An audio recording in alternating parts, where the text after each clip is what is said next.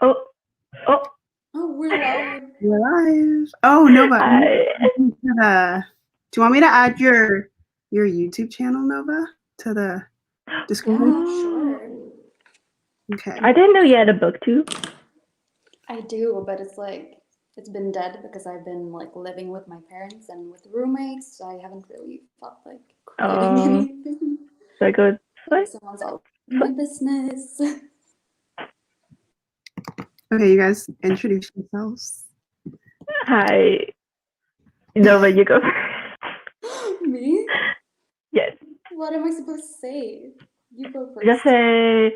Just plug your channel, your Twitter, say your name, and your role in the community. My role in the community. Okay, so my name is Nova Shamed, just Nova for short. And that's basically my channel and my Twitter. So just write the name that's in here. I actually put my whole name this time. And yeah, I am a booktuber and a author tuber. And I just write stuff and I am very soft for girls. We love that. That's your brand. You see, I don't really have a brand. Well, we'll get to them. Oh, really? Okay. By the end of the stream, we will have a brand for me. Manifesting. I'm Kath. I'm at Solace and Stories on Twitter. I don't have a booktube yet. It's pending. But I'm a writer and I'm currently writing a contemporary fantasy and I'm friends with Haley. Okay. Hi, everyone. Welcome back to my channel. You all, if you are here, I'm sure you know who I am, but this is my booktube channel, and I also do writing videos here. Yeah, I'm working on a dragon book. Yeah, that's it. I'm friends with both Nova and Kath, and I'm really happy they're here. No, I hate you all. I'm not your friend. That's why I'm here. That's why you're here. You just invited a random stranger. Okay, so we should do some. Do you guys want to do some sense? How long do you want the first one to be? I don't know. You decide. You are the queen of this kingdom. The queen. I'm a fan of 20 minutes. Queens. Personally. 20 minutes? Yeah. Okay. How many people are here? Literally one person. Hi, one person. We love you. Yes, we love you so much. Okay, I think I'm gonna work on school stuff. Oh my god, I probably should too. I don't think I have like homework, but I just have to study. Really? I'm not gonna do that. If you don't have homework, you should do Dragon Book. Yeah, that's what I'm gonna do. I'm not doing schoolwork. I don't want to. You see, I have to. Oh my god, I spent like hours last night on world building. Oh, really? You haven't established it yet? I mean, I have, but I was doing like the ancient stuff. I don't know how to explain it without going into details, but you know, with gods and traditions, I was like, we need to get this down because I've been procrastinating that. So I was like, let me fix this. It was fun, but it was also very stressful. I know, world building is so hard. It's the hardest part, I think, in writing. Damn. What about you, Nova? What do you think is the hardest part? World building? Maybe. I don't know. It used to be world building, but nowadays I just feel like I don't really do my characters. I just like, your name is this, and just throw them in there. So I probably should do that. But yeah, I don't know. I don't know what's the hardest part is. Honestly. Yeah. So we're going to sprint for 20 minutes and then we're going to discuss what we've been working on. What are you going to work on, Nova? I'm going to work on my kingdom. Nice. because I can't with school. I feel that so much. Kingdom is school though. No, Oh, Kingdom is not school. Menagerie is Oh. school. oh, Yeah, that also And- sounds fun though. it is. But I wrote like 10 pages or more yesterday, and I was like, no, thank you. So, yeah. Okay. I'm posting this on my story and then I'll hit the timer. Oh, I should do that too.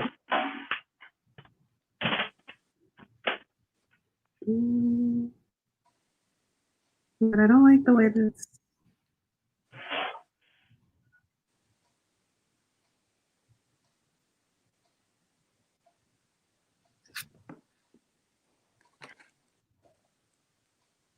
Kath, you're so adorable. I just want to hug you. Me? Yes. No, you guys. Your You guys little are so cute. buns, and you're just like, oh. Oh, stop. Oh my god. I love your cardigan. Thank you. It's very warm. Oh, I love that. In some minutes, I'm probably not gonna love it as much. Love what? The cardigan? My cardigan, it being warm. I'm gonna sweat so much. Yeah, that's why I like just put on this long sleeve and I was like, I feel like I'm clowning myself because I'm gonna get really hot in a second. Oh shoot. Oh.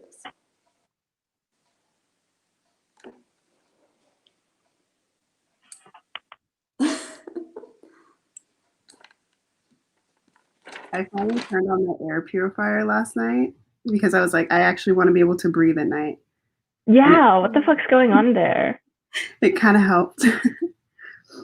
Yeah, no, the Yeah. air quality was so bad yesterday, like so bad. I checked on my app and I was like, my jaw dropped. And it's Is still the sky so orange? My friend's here, Steph. Aw, Oh, my best friend from college. hi. hi. How do you We're guys doing see reading who's spin. here? Huh? How do you guys see who's here or who's not? You can go to Oh, yeah, it's in the comments. You go to, yeah. Oh, yes. All right, I'm gonna start the timer. You guys ready? Yes. Yes. All right.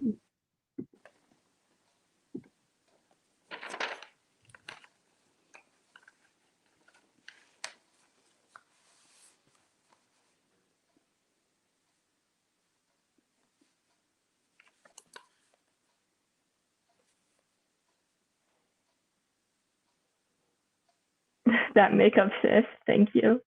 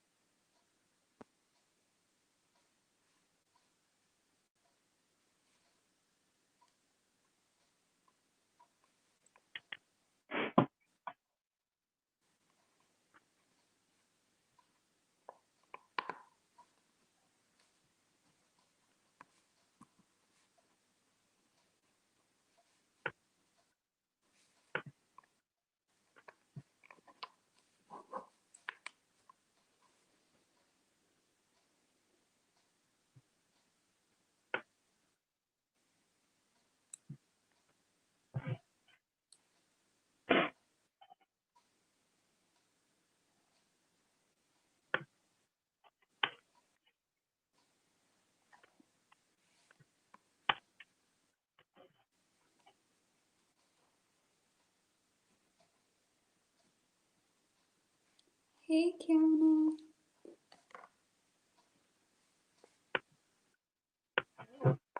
Kiana! Me Hi, just Kiana. whispering.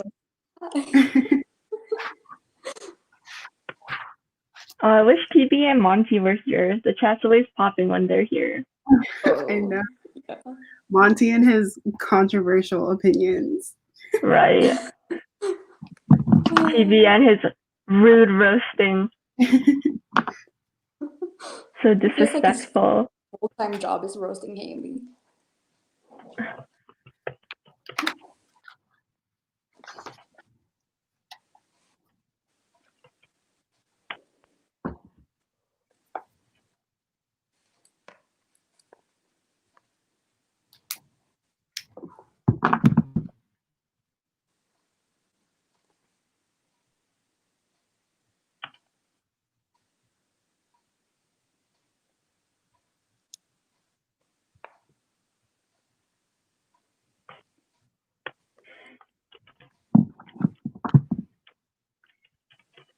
Oh, hi, Melanie. Yeah, I haven't done many writing videos recently, but Hi, Melanie. I'll do more soon. Yeah, feed us. We're hungry. Yeah.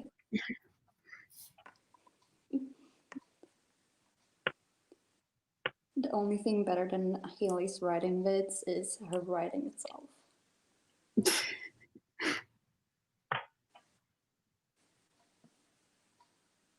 Do you guys start dancing every time you hear Haley's intro? Yes. It's like.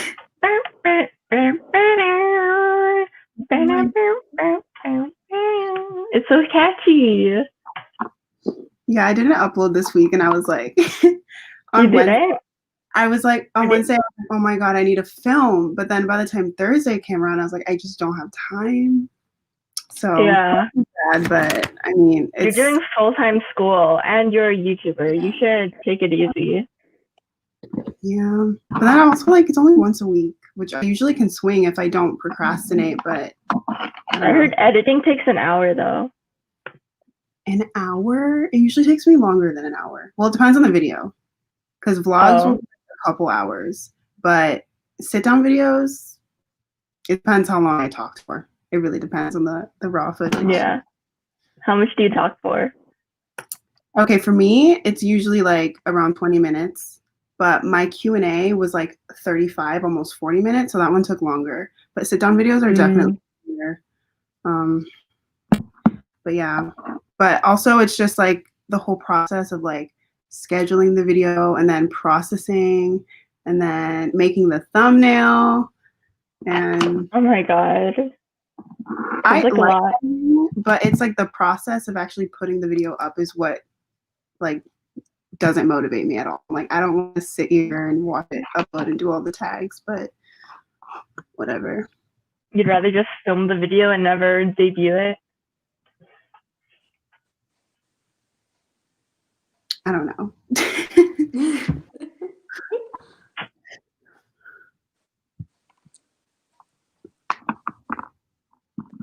Because I'm looking at this picture that RF Kwong shared on her live for how to write a trilogy. And really? Yeah, what it's picture? like this. It's basically just showing how all the story arcs come together for each book. Well, send that to me. I will send it. I'll send it into the group chat. But I was like, I'm not writing a trilogy, but that seems really helpful. Because a lot of times for like second books and trilogies, they tend to be really slow. Yeah, a lot of people hate the second novel a lot. Yeah, that's like my worst fear, to make like a transition novel. Really? Yeah. So I'm scared to just make the first one.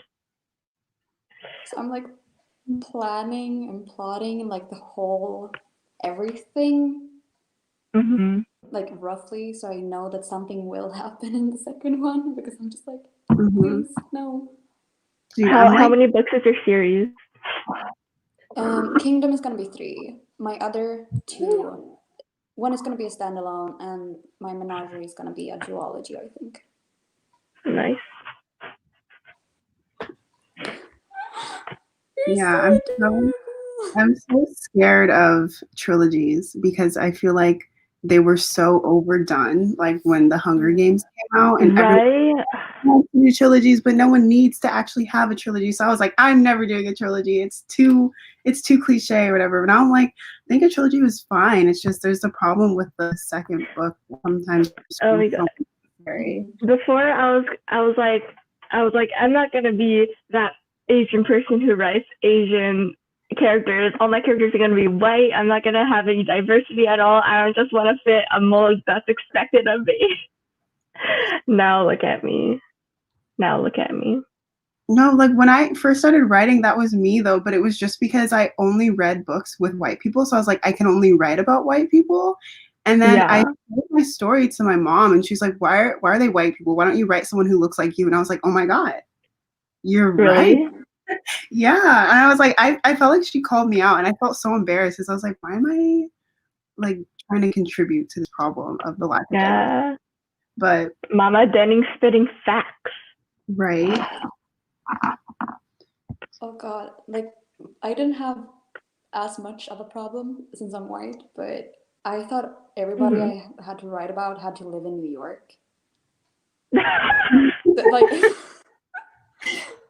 as a Swedish person, I I was swear, every book is New York, LA, or London.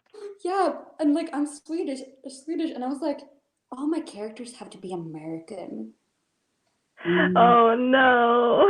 and I was like, how am I gonna solve that? I've never been to New York, so I like sat and looked at maps, and I was like, Oh.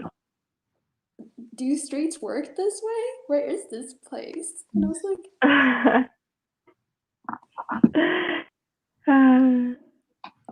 it's so silly how like what we read shape us. Right. Well, it's not silly, but it feels silly when you're talking about it in hindsight. Mhm. Yeah, I'm so glad there's a push for diversity in publishing now. Yes, it makes me so happy. It's so crazy to hear that some publishers will reject stories because they're like, oh, we already have Black stories, or like we already have Asian. Right? First of all, grouping them all together, like Mhm. I just know. that like blows my mind because I'm like, there's so many different stories to tell. And first of all, Asia is a continent. Like Exactly. There's South Asians in like Indians are Asian too. Mhm. Yeah. It's not a monolith experience. And like here they are publishing white story after white story, all telling the same thing, Oh and my then god. they probably think that all Black people are going to tell the same story. And I'm like, Exactly. Yeah. That's why there are so many Black stories on trauma, not enough on Black joy. yeah, exactly. Yep.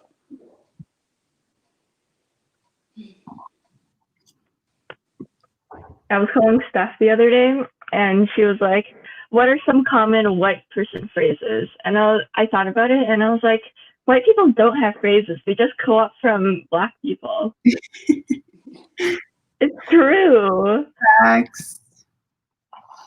Yes. That's so true. Yeah.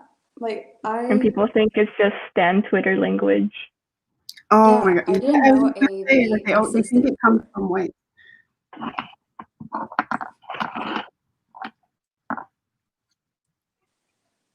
Melanie says, Nova, I feel you on the all my characters plus the American thing. I'm French and I literally used to think the same thing. Ah, Yeah. European people unite. Hello. Yeah. Before I wanted to write like not own voices at all. So I would make all my characters white. I would make them all straight. And I would like set it not in Canada. Like I think my first book was in Italy or something. But then I was like, I don't know anything about Italy. Like, I don't know what it looks like. I don't know the landscape. I don't know the climate. And I don't want to do research for this. So now it's set in Vancouver Yeah. because I'm Exactly lazy. what I always wanted to write stories about people that weren't American or that didn't live in America. But then I'd be like, oh, now I have to do research. Like, damn, I guess that limits me to California because Right. I won't do all that work. That's why you write I know you're fantasy. doing high fantasy, and that's even more. Yeah. Yeah. You played yourself. I love how we haven't been working at all. I know. No, I wrote one sentence, which was 2 words. I just wrote Okay, the 7 date. minutes, no talking. 7 minutes, no talking.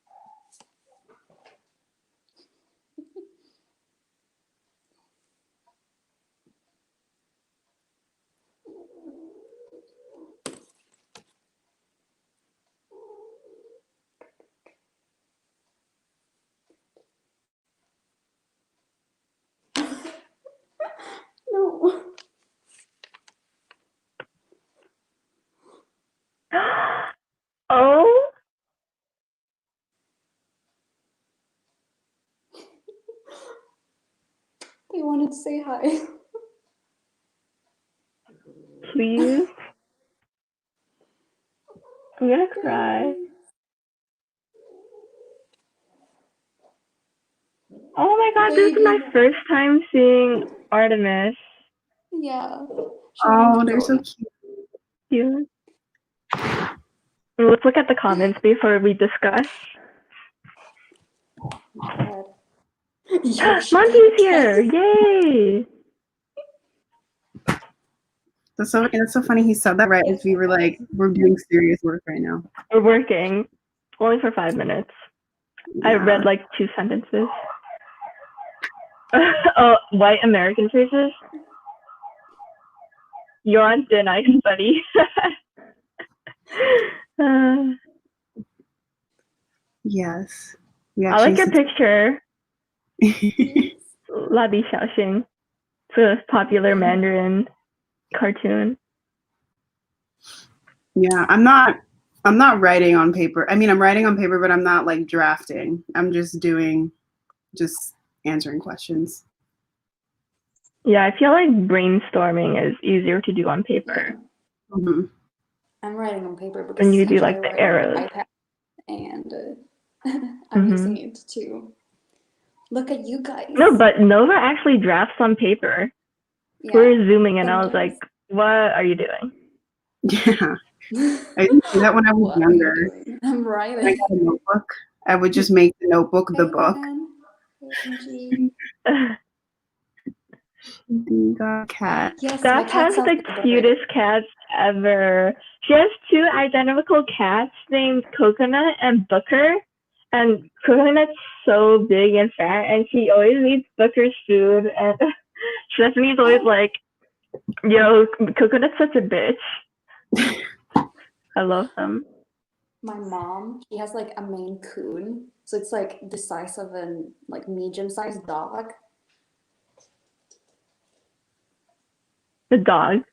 A dog. Yeah, like a medium-sized dog. It's like huge. Oh my It's a god. You know cat, who has but the it's cutest dog? Cassidy. Cassidy's Chihuahua. She's so little.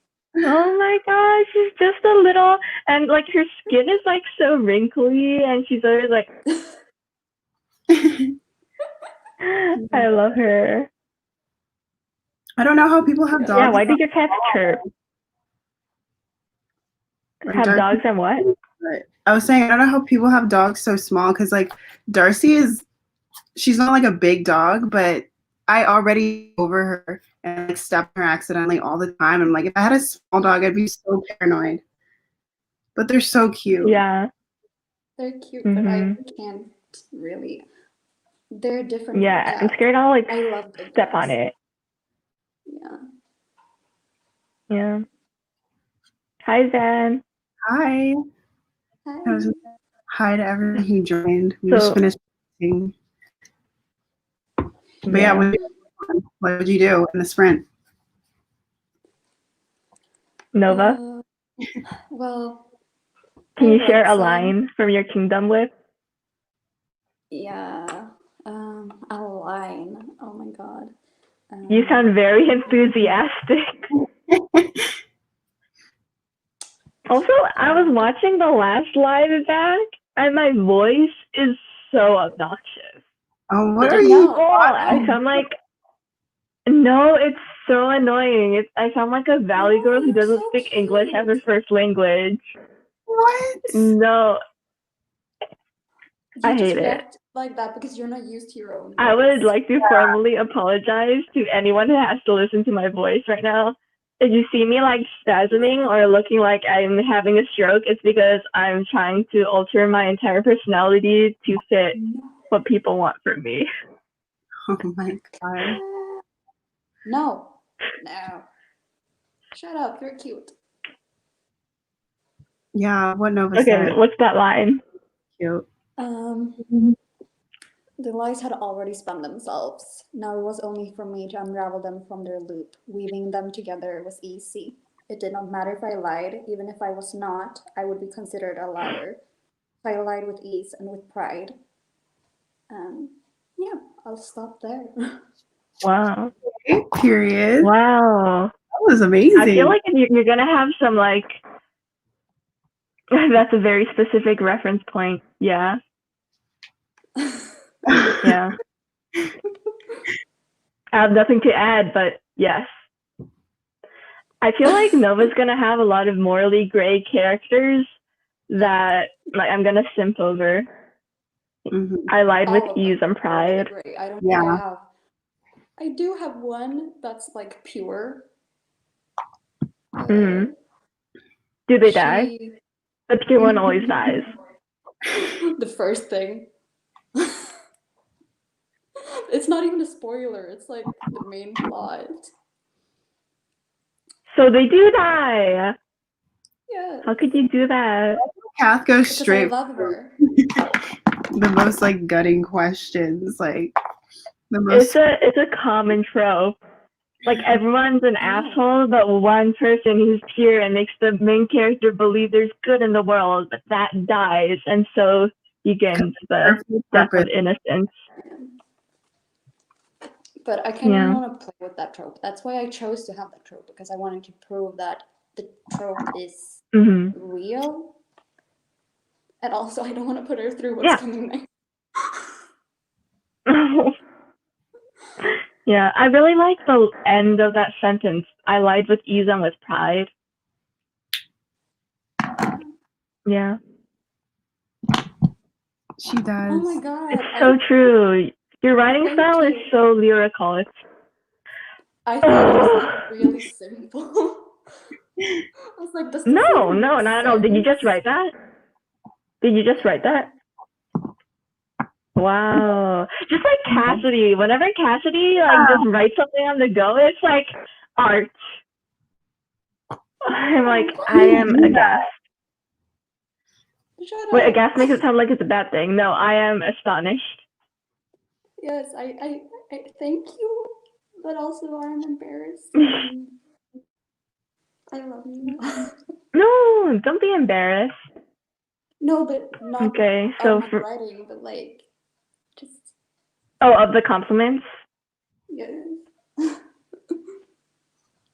Well, I guess we're just gonna have to keep complimenting you until you get used to it. Well, right back at you.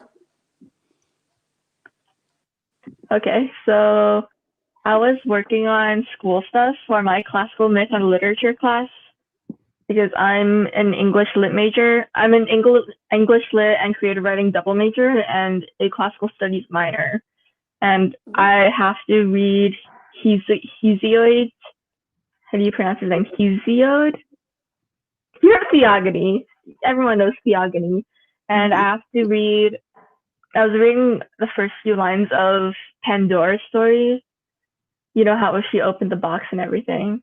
Yeah. But it's just, they're talking about how she was crafted from clay by Hephaestus and dressed by Athena. But they keep calling Hephaestus the lame god. And I was like, it's not very nice. There were a few lines I really liked that I noted down. So basically, Hesiod said that Zeus made Pandora this lovely evil to balance the good. And I don't know, I just thought that was really pretty, this lovely evil. Watch me publish a book with that title.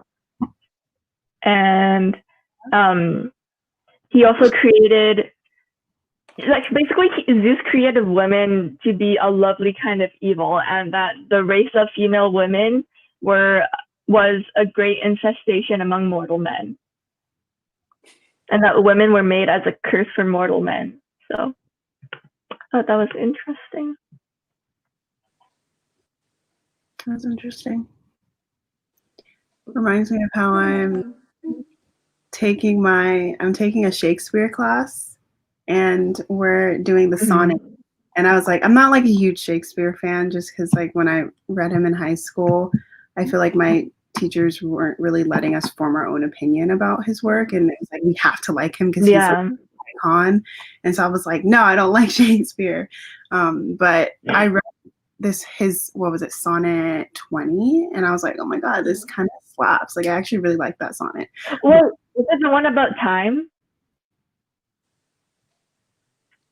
No. Wait, hold on. Let me double check. Wait, let me search it up. This is the one about. Yeah, this is the one, a woman's face with nature's own hand painted. Like the one where everyone was like, "Oh my God, he's gay." Yeah. Oh yeah. That one.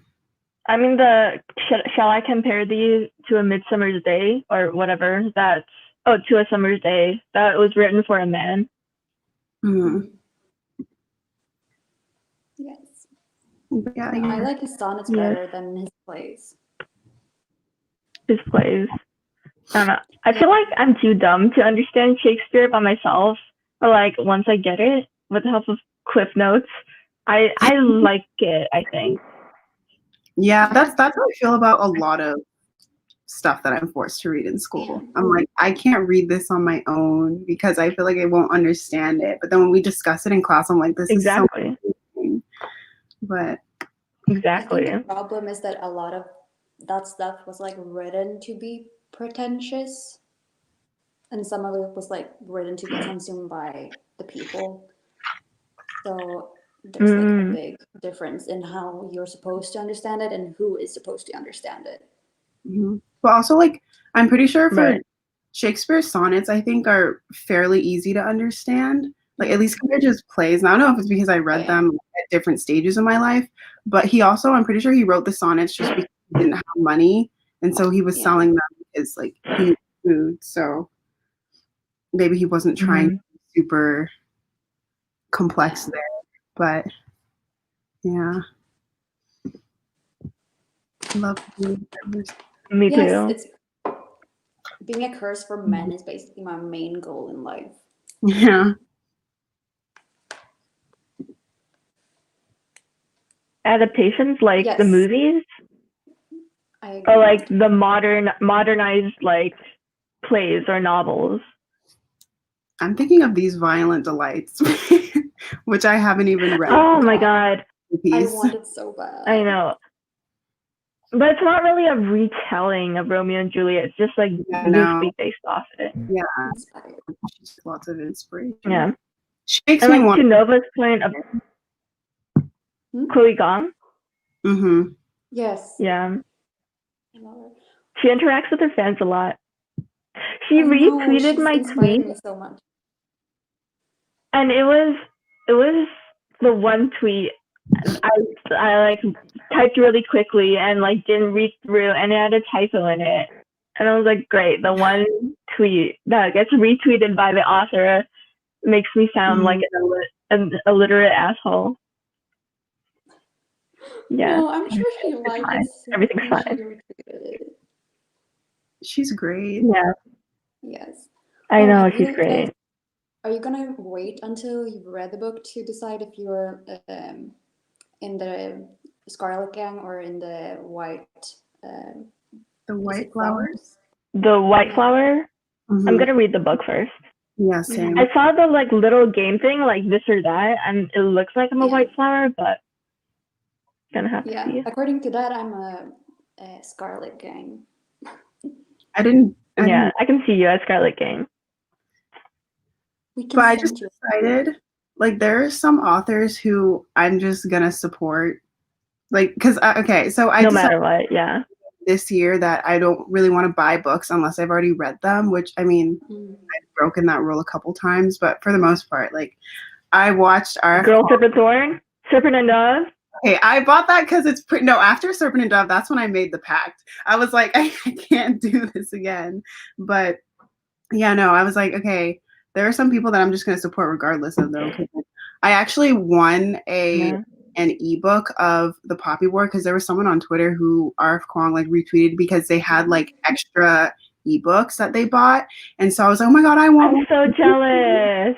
And then I had it for months and I never read it, but I was like, I'm just going to buy it anyway, like the physical book. And so I bought it like 2 days ago, and I bought the Dragon Republic, and I'm going to buy the Burning God because I'm like, I just want to support her because she's just, every time I watch her interviews, I'm just so inspired, and she's just so sweet, and like, I don't care. And that's how I feel about. Yeah.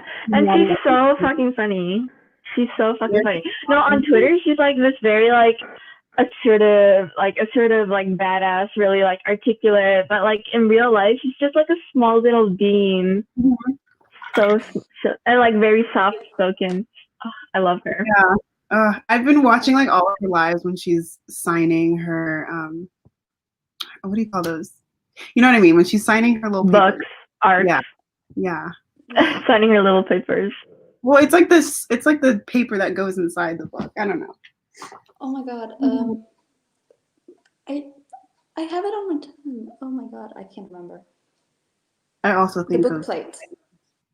the book plate. Yeah. It's like the first page, you know, Oh when yeah, I no. in the book. Yeah. The cover page, the title page.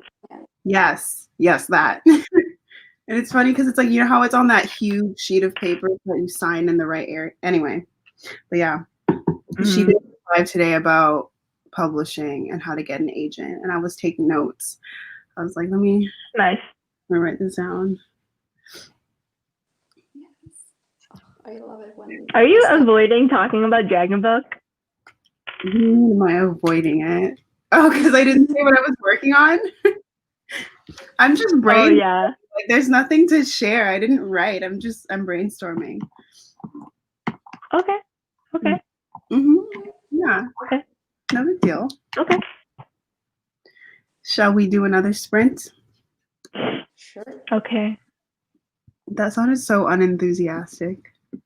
Just. I just want to talk to you guys. Just spend like. I love talking to you guys. I like talking to you guys too. Yes. Okay, let's sprint. We can. Let's start at 150 because let's start at the top of the minute. You know what I mean? Okay. Okay. Oh, I think Monty tweeted out that he's gonna do a video with him putting on makeup, and I cannot wait. Oh yeah, I saw the Sephora bag. Monty, what did you buy? Yeah.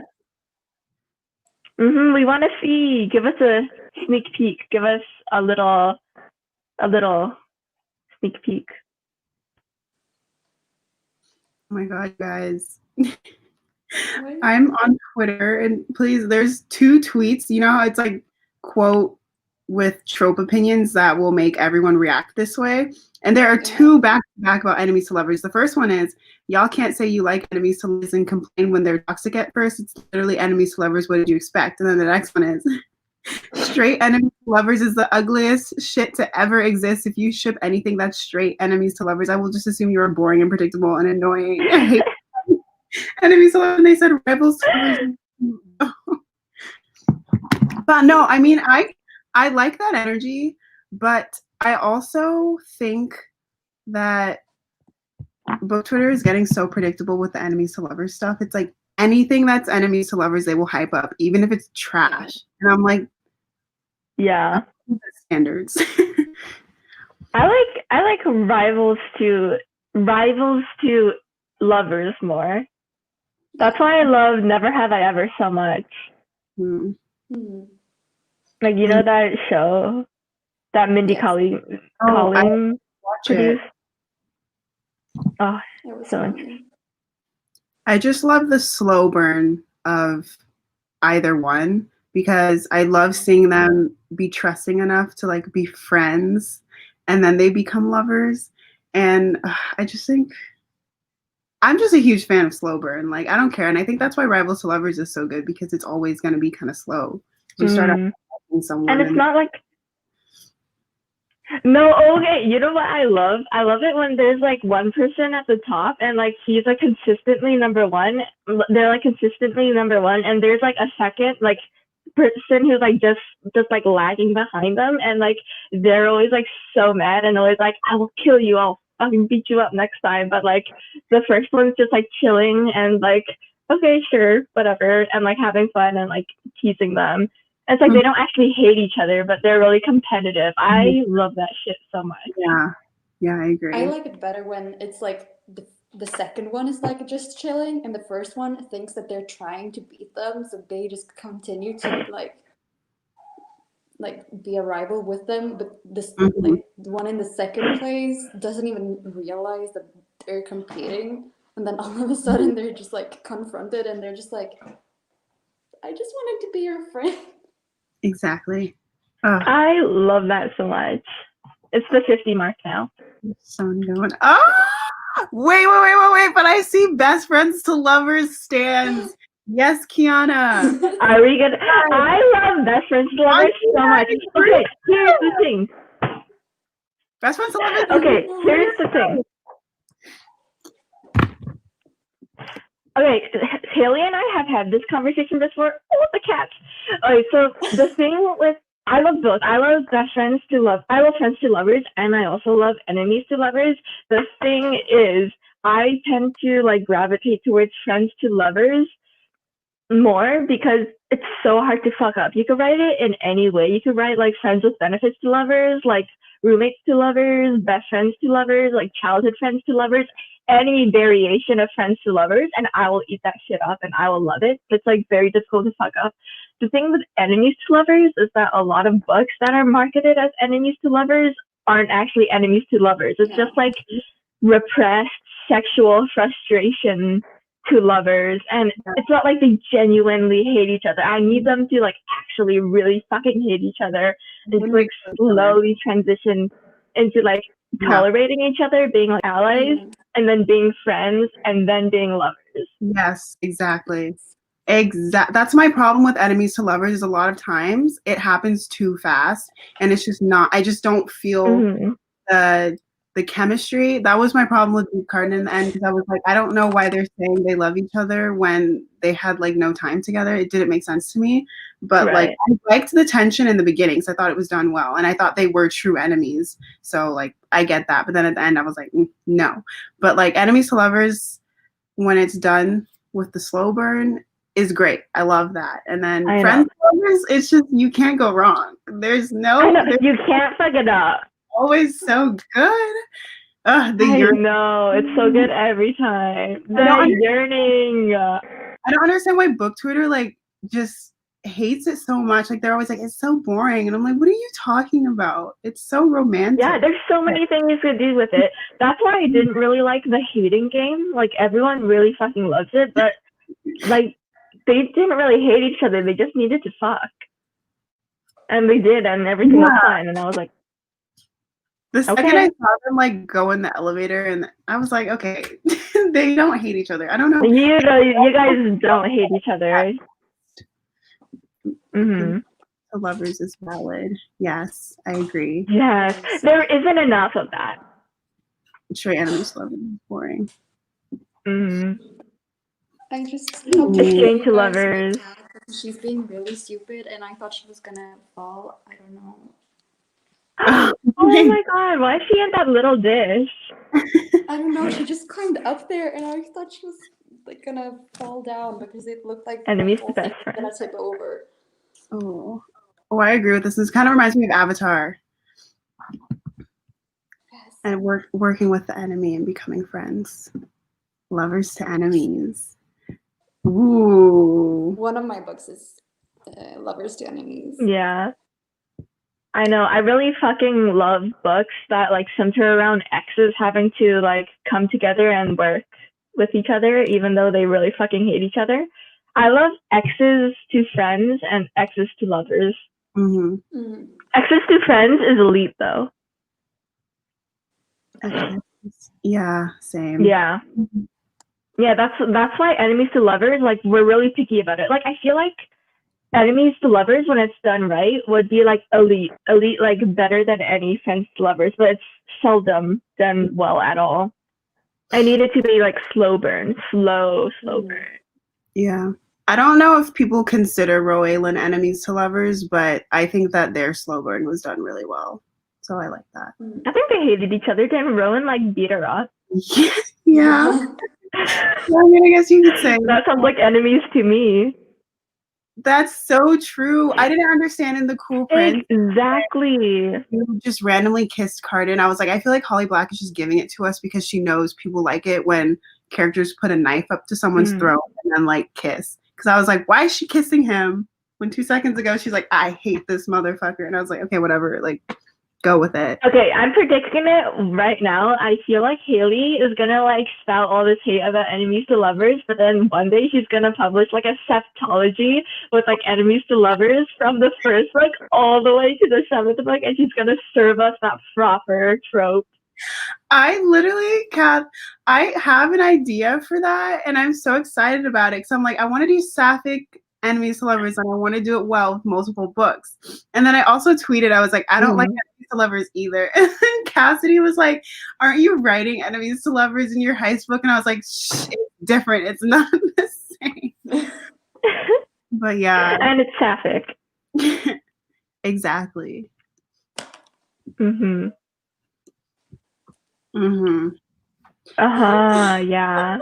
Exactly. That's the best. You gotta have those different things. Yeah. Like childhood friends to enemies to allies. No, to rivals to allies to friends again to lovers. Like that's good. That's a good one. The best. That's why I liked Red, White, and Royal Blue. Because they went from friends to like allies to friends. Like no, they went from enemies to allies to friends with benefits to lovers, and I was like, it made my heart so happy. Oh, I'm so sorry, Monty. It's not that big of a spoiler. I'm You like, don't even like the books. I'm like, honest to God, I'm very surprised that you don't know about. Also, you know, Sarah J. Maas never keeps the first love interest. Like, come on now. Yeah. I'm sorry. Wait, Ignore me. how? What was Monty's rating for Throne of Glass? I have no idea. You know? Monty, what's your rating for Throne of Glass? I don't know what it was. Let me search shit up. It's just overdone trope. Yeah, I agree. Friends to enemies, lovers to enemies. Yeah, I really want to write lovers to enemies because I feel like that could be a really interesting dynamic. Mm-hmm. Yeah, But I don't my sapphic investigative novel, investigative journalism novel is exes to friends to lovers. Period. Let me introduce a new I'm really trope. excited about it. Lovers to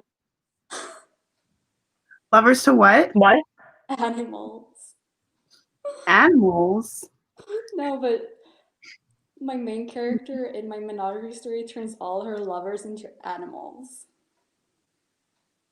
They just Oh. and then they die. I Oh, see. So. She said, I'm going to make a new trope, you guys. Wait, I was going to say something. What was I going to say? I forgot. Okay, well. Words, they're hard. Septology. Septology. I freaking wish, man. I want to write an 8-book series. Oh, I remember what I was going to say. yes. I really want to write just a tragedy. Like, I don't tell anyone that it's a tragedy. So it's like, not everyone dies, but, you know, like the main characters die. Just so that no one knows. Because I want to read a death Is it going to trope. be a series? Oh, Maybe. I don't know. I haven't thought that much about it. But I was like, I want to read a death trope book, but like I can't ask for what I'm gonna know. I want to just be like taken by surprise. But also I was thinking about this because I finished Crescent City a couple days ago, and I was like, I don't know, because you know how everyone's like, oh, Sarah J. Maas always has multiple love interests. So what is Hunt? Like, what's gonna happen to Hunt? And I was like, because at the end I was like, I have no idea how she's gonna mess this up. And I was like, wait. I'm so glad you brought up Crescent City, because explain to me how you went from rating it 3 stars to rating it 5 stars. Tell me. Basically what happened was I want went to back know. because I was like, I don't know if I actually want it to be 5 stars or 4 stars. But the more I thought about it, the more I was like, no, I guess this can be a 5-star, whatever. It doesn't really matter that much. But basically, because the whole reason why is because the first like 600 pages is a lot of buildup. And I think it pays off extremely well in the end, just the way that all the different plots line up and all the reveals happen. I will say, I am not a huge fan of the way Sarah J. Maas does her reveals, because you find out that a lot of characters, for whatever fucking reason, just like don't tell you things that they're thinking about. You hear all their other thoughts Oh, that matter to like keep the mystery, and I hate that. It just doesn't make sense. Yeah. I was like, that was my main issue with mhm. it. But Like, I thought, especially since it didn't really make sense that he wasn't thinking about it either. Like, if it yeah, had been something that you were yeah, like, okay, maybe he didn't think about it. yeah. But it was like literally something that would have been on his Mhm, mind all the time. mhm. So it didn't make any sense. And also for the whole, okay, Monty, like, please, no, listen. Okay. I understand a lot of people think it's like corny or whatever, but I thought I don't want to say spoilers, but the whole point of the book is that something is missing. And then it's like they figure it out. But the characters Yeah. come and they're like, I figured this out 6 days ago. And I'm like, why didn't you fucking think about it then? Why didn't you tell the reader? It doesn't make Yeah. sense. And I hated that a lot. But there were some scenes at the end that I was just like, they made me so, like, Sarah J. Maas went above and beyond with the, like, just like everything with Bryce Isn't it like trauma and how she processes everything. Like, it just really, it was so sad. And I was just like so emo over it. But yeah. okay, but isn't it like an 800-page book? So is it like really worth like reading 600 pages of build-up? That's kind of like 3 out of 5 stars, only for like 200 pages of payoff. I think it is because I was trying to think. Yeah. Oh my God. I was trying to think about how she could rewrite it so that it isn't that way, and I couldn't really think of any other way. I mean, I don't know. I think everything that happens for a reason, and like the way it's set up, it makes sense to me. I don't really know how else to explain it, but I'm also like a really I also patient feel like reader. it makes more Really sense everything since that there's camera. more books coming after. That's Yeah. true. But I mean, I can see how people are like, it's not worth the 600 pages. Exactly. That's what I was talking about before for Rivals to Lovers. Like, okay, Red, White, and Royal Blue isn't really enemies to lovers. It's more like rivals to lovers. But oh, it was so juicy. I loved it so much. Okay. Also, a lot of people are saying how they don't understand how it's like I was gonna DNF at 300 pages. The whole thing. Listen. My issue with the book was not the length. Or are you talking about Crescent Cities again? Yes, I didn't think it was boring. Oh. The whole time I was reading it, you guys, you don't understand. Every time I opened the book, I would fall asleep because I was so tired because I had started school and I didn't have motivation to read. It wasn't the book's fault. Like, I could have been interested because I thought the world building was interesting, but I couldn't focus because I was so tired. And I think that kind of influenced things. But I think that the first 360 pages, they're fine. Like, but I'm also kind of a nerd and I care about the tiniest little things. So it really depends on how you are as a reader. Childhood best friend, rivals to last minute change of heart. Ooh, that sounds good. You should write it. Ooh. Baby, please don't fall down. Interesting. Oh, that's actually so juicy. Can we go back to that last comment? Because that's so freaking juicy. Because they don't know they're about to be betrayed. And it's like, if it's a last minute decision, it's like the other person's going to feel so betrayed and be like, why is my best friend doing this to me? Mm-hmm. You, sir, Rosebud, you are a genius. Chef's kiss. One-sided rivalries. Mm-hmm. Yes, that's my favorite. Oh, there's this. Okay. Thank you, Kath, for asking the hard questions. I got you. I thought it did pay off. I like almost started crying at the end. I was so emo. Really? Yeah. No, it was actually exactly. Really... I was so shocked. I saw the rating and I was like, did I just... It's not even a full 5 stars, Monty. It's not a full 5 stars. It's almost, but not quite. But I do think that has a lot of potential to be very, very good. Oh no. Yeah, I'm not a huge fan of Hunt, honestly. Especially when he does stuff around the 600-page mark. After that, I'm like, I hope that they're not endgame. Because how can you sit here with Bryce for 500 pages knowing her like biggest fears, why she's so depressed, and still do what you did? Like, it doesn't make sense to me. Like, he's not a good guy. And then I also don't understand the hype around ADAS because that's just inappropriate. No. Like, just considering what happened in the past, like that's I not that's told not, you. I told not you. okay. Thank you. You're like the first person who Danica? agrees with me. Danica's a girl, right? Yeah. Could you imagine? Could you imagine Sarah J. Maas writing anything sapphic though? No. That's why I was like, what's gonna happen with Hunt? And I was like, oh, maybe there'll be a girl. And then I was like, no. I was like, maybe Pollyanna. I was so No. He would never do that. I was so mad with how Sarah J. Maas handled Morris coming out because she set up her and Azriel from the very beginning, and like you can tell they were supposed to get together, but then she got all that shit for like I remember like I was on book Twitter then, and she was getting all that shit for not having enough diversity in her books. Like, and that was the year Aquaboy came out, and that's when Morris suddenly came out as a lesbian, and I was like. Like That's it also just sounds like it just sounds like she's like adding last minute rep just for the Yeah. sake of it I don't without know, like any. Personally, I felt like that represented my experience. Do you think so? Yeah, like I dated men even though I knew I wasn't into men because I was like so Oh, but it scared. wasn't even about that. Like definitely like- like yeah, go on. No, you go on. Oh, I don't okay. even- Yeah, I mean like definitely compet is like a thing and like a whole bunch because of societal expectations. Lesbians try dating men first and realize that they don't like men at all. But the thing with like you could tell that like there's one thing in like bringing awareness to that and like making a commentary about that, but showing like hints and showing those struggles like from the beginning of the series all the way and building up until the actual coming out. And like when the coming out happens, you like look back and you're like, oh, actually, like I should have saw that coming. Like that makes more sense. Mm-hmm. Instead of like suddenly like adding it, you know? Yeah, I When agree.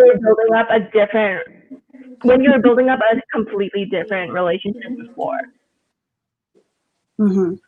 I agree. That's Like, also how I felt about, in Kingdom of Ash. There's another character that like comes out, and I was like, oh, wow, bisexual rep for 1 second. I know. But like I'm glad it still made you feel represented though. Mm-hmm. Like that's still great. Devil Daddy is the only valid love interest. I have to disagree with you, Monty. The second Devil Daddy came onto the scene, I was like, ew. And then also Who's that? Is his name actual Devil Daddy? It's just uncomfortable though. Like, okay, Nova, you agree with me, right? About the way that Yes. they met and then having them be love interests is like really weird. Yes. He has watched her since she was a child. Yeah. So we don't like that. That is very grooming territory. That's Like, exactly yes. what I was thinking. Don't I like am that. not up for that. But that I agree with, Monty. Yes. I agree too. Oh my god. I thought their love was. I just don't think that Hunt is good because the whole point of this story is Bryce wants to know what happened to her friend, and that's the only thing she cares about. And he knows this, and he still does what he does, and it pisses me off. Like, he's just such an asshole. I hate him. I feel like Hunt is like these kind of like women hopping guys that it's just like, oh, this woman is actually treating me nice. I'm just gonna go with her. Mm-hmm. And he doesn't really realize what he's doing. Like and he you don't need a cannot be girlfriend. in a relationship. Mm-hmm. You know that song that's really popular on TikTok right now? That's like, you don't need a girlfriend, you just need a therapist. Oh, No, I've You never know heard that that. song? It's so catchy. I don't know anything that happens on TikTok. I don't have TikTok. I feel so. Oh, I'm just probably very good. because I don't go on TikTok that much. Yeah. It's probably Alright. good for you guys because you don't want the Chinese government to spy on you. They can spy on me. I don't care. I don't do much. Should we start our next sprint? It's 2:10. Yeah. I love how I love how we said that we were gonna sprint like 30 minutes ago and just never did it. So let's do it. You didn't. What? You know, I think she just wanted revenge, to be honest. She just wanted her friend to be. The thing that pissed me off the most in the book, last thought, and then we'll sprint. But the thing that actually made me the most emotional in the book is that everyone was bullying Bryce and she didn't do shit. Like when someone wrote trash on her croissants, I actually started crying. I was like, I hate it here. I'm so sad for Bryce. On her croissant. But I mean, I agree. I don't think that she wanted to necessarily look for what happened to Bryce. I think she mostly wanted to she just wanted closure. Like she just missed her best friend. Like I understand that. But also I don't think she thought that she ever could have figured out what happened to Danica without the resources that the corp gave her, you know what I mean? Or not the corp, the cop. Anyway, let's sprint. Okay. I'm hungry. Same.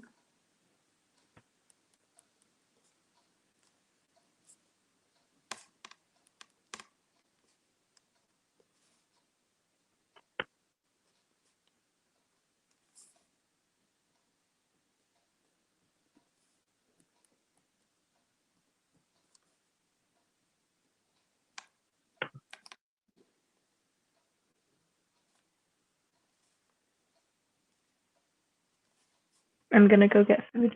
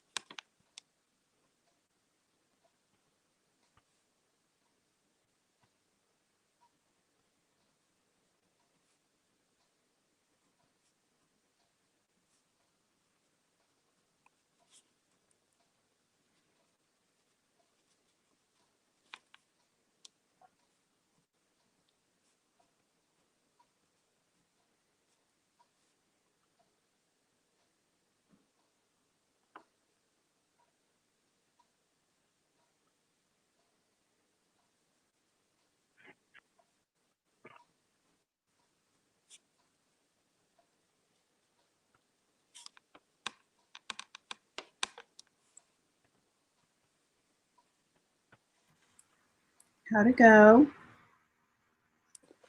I think it went well, but it took a turn that I certainly did not plan on.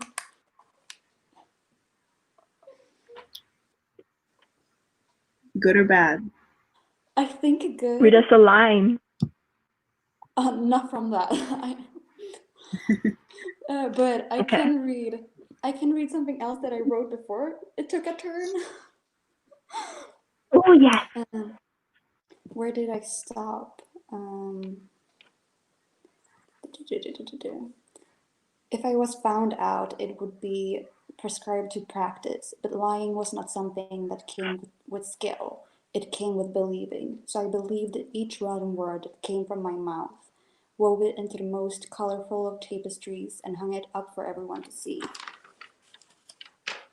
Mama and Papa's debts were lies, honey-dipped strawberries. The truth would not bring them back. So I stared into Saul's eyes, shame a faraway shore in these dark waters. My father did not kill yours. I promise, I said, cold and empty words that I lace in kisses. I could tell she believed me, and I prayed to long-forgotten gods that I was right. For lies kill, but right now they were the only thing keeping my love in my arms. Wow. And I can't believe How did you you just write that what without the any heck? editing? no, Right? no editing. Oh gosh. Just Wow. planning. You're I so know, talented. right? How do you just write that on the top of my head? Like that takes me like 2 edits, 2 rounds of edits. Yeah, no. Yeah. And Exactly. then after this, Good I job. started writing smut. And I was like, Nice. why did this happen? Yes.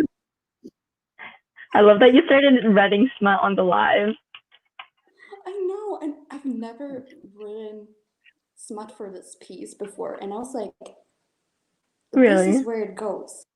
And I was like, why? Why right now? How Your far into body the says no, but your brain says yes. Yeah. Haley, what did you work on? Well, okay, a couple of days ago, I had a realization that one of my characters doesn't actually have any significance in the story besides being a love interest. So I was like, we need to give them an actual arc. So that's what I was working on. Yeah. Mm-hmm. What about you? Ken? I was reading more for school. I finished reading about Pandora. Is there anything interesting there? Oh yeah, more women hate.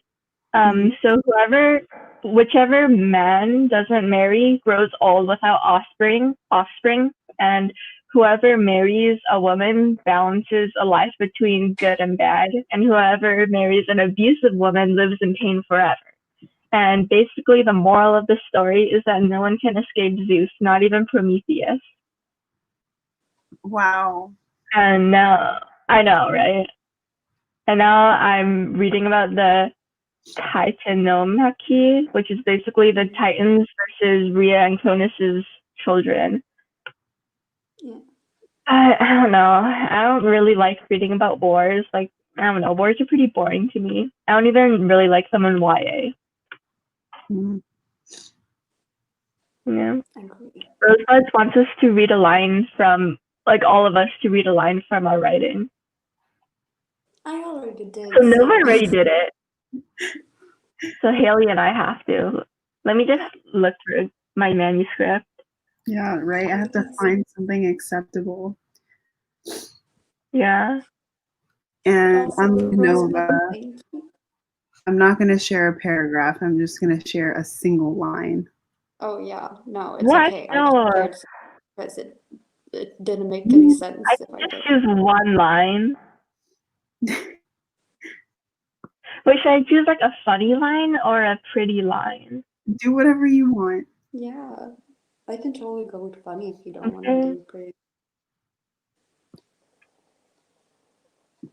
Oh my goodness.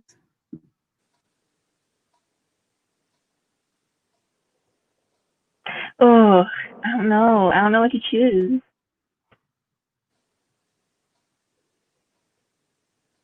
Do you have one, Haley? I'm finding one still.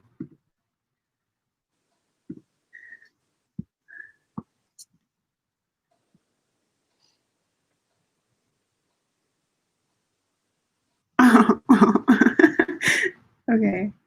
I didn't find one, but I'm not going to share one from Dragon Book. I'm going to share one from Hive Book. Okay.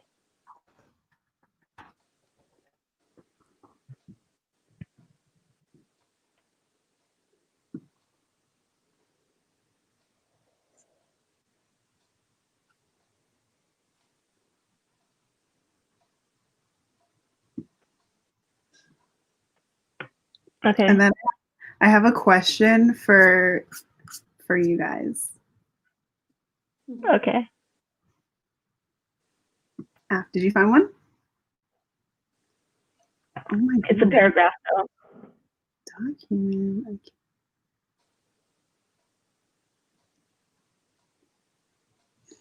Okay. Who's going first? You. Me? Yeah, you. Fine. Okay. Of course, they had some physical similarities, as mothers and daughters do. The dark brown of their angular eyes, the delicate shape of their upturned nose, the defiant lift of their chin. But while Makiko lavished in exorbitant riches, with her fingers embellished with jewels and her hair pinned up in a fancy updo, Mila wore a faded crop top and fraying denim shorts. The phrase "Igna natura renovatur integra" was tattooed starkly across her right bicep in messy cursive. Makiko eyed it distastefully throughout their pleasant conversation. "Oh, look at me talking and talking," she continued. "I'm too focused on myself." "Well," Mila said, "old habits die hard." That's it. See, I just love your prose. Oh my god. And I love it when characters have tattoos. I was like, is this boring? Yeah. Yeah, Haley, I'm going to share, and then doesn't read the line exactly. We're just like sitting here looking at each other, like. Well, because I know I said I would share one line when I find one. I haven't found one yet. Well, I found one. No, I didn't find one. Then take Not yet? several. No, because I don't know. I just get so nervous. Yeah. No, do it. Mine wasn't even that good. It was just the description.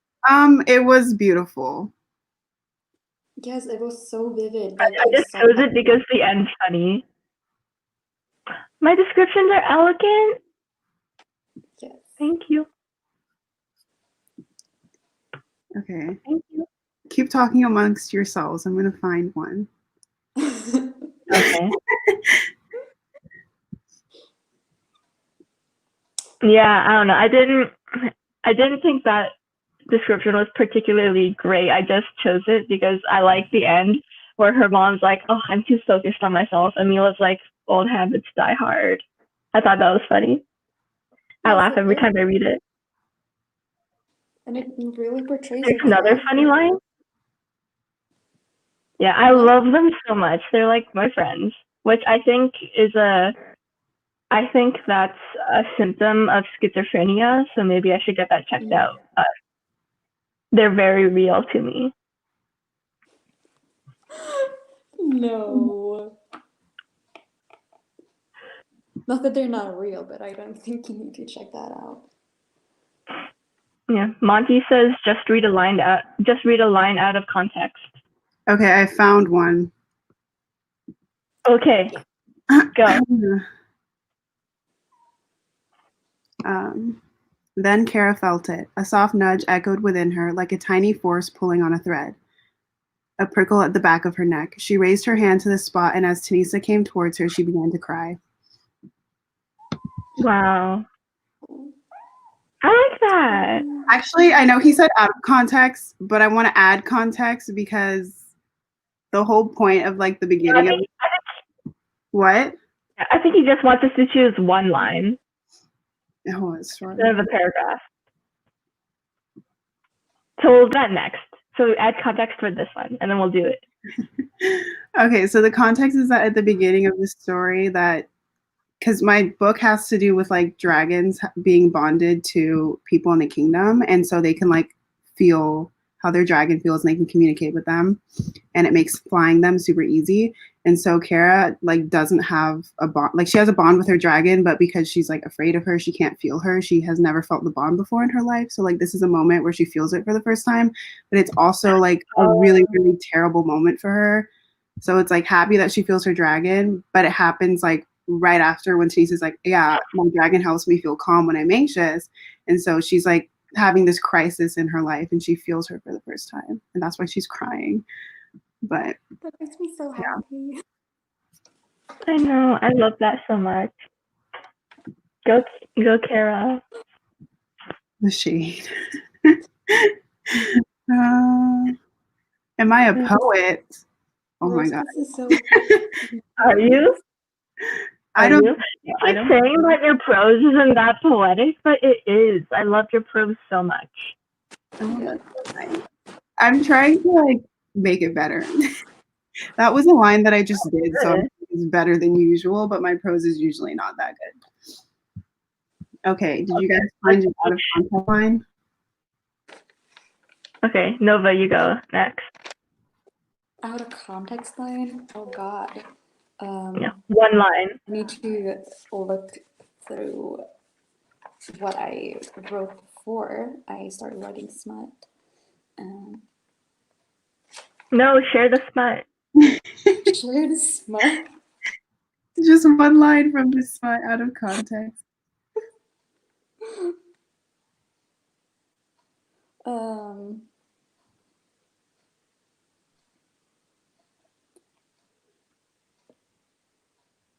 my God.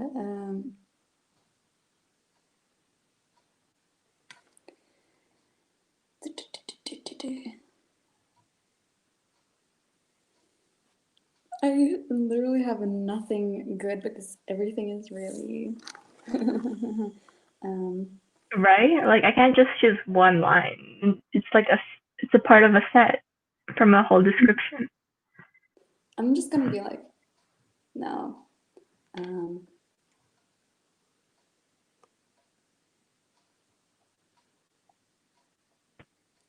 They're very short, like the sentences are very short when I'm writing smut apparently. So it's just like, oh, how I love them. It's like, it's just one line. That's like one of the longer ones. Or like, I loved her breasts and the small of her back and the inside of her thighs. It's just all of that. So now I shade 2. And that's Nice. context because I have one. I found one. Share. Wait, what was yours again?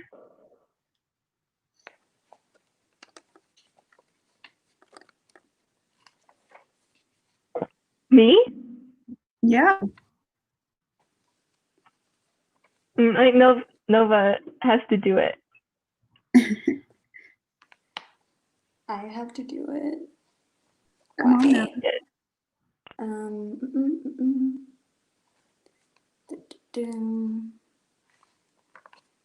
Baby, no.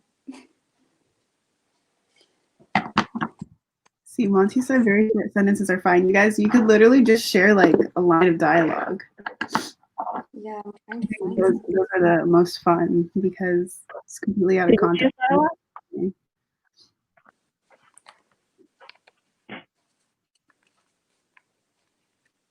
Okay, I'll go first while you guys are looking.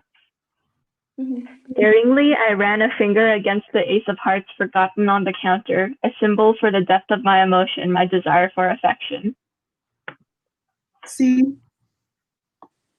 So good. I don't know what you're so stressed about. Like, that was amazing. I'm sweating.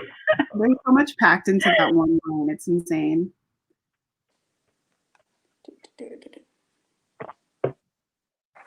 Okay. A bell rang as we entered the end. Nice. No. Wait, that wasn't the end. actually. Red and white striped Oh. canes, marshmallow gnomes, and caramel shaped like pine trees. The end. So whimsical. Yeah, I So love whimsical.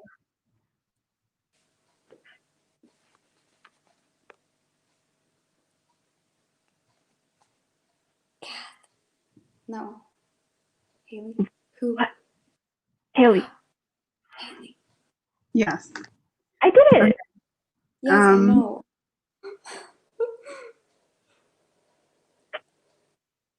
Sorry, I'm just trying to make sure that it is okay. Mm,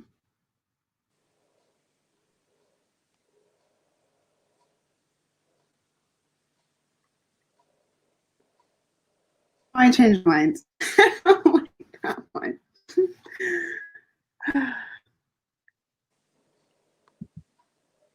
I like this. I kind of want to eat that scene. Am I okay? Exactly. Me too.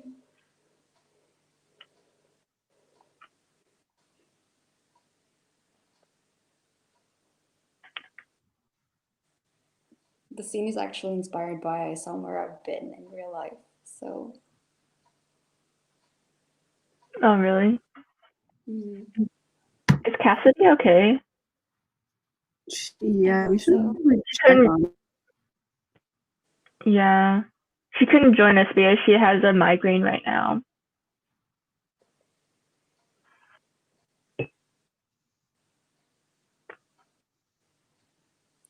Okay, I found one. Relax, sunshine. I broke his jaw for touching me. That's I love that. line. I love that so much. Caramel pine trees. I also wanted to eat that too. I don't even like caramel, but it sounded tasty. Yeah. I said caramel, but it's like, I don't really know what it's called in English, so I like substituted it just until I translate it correctly. Monty.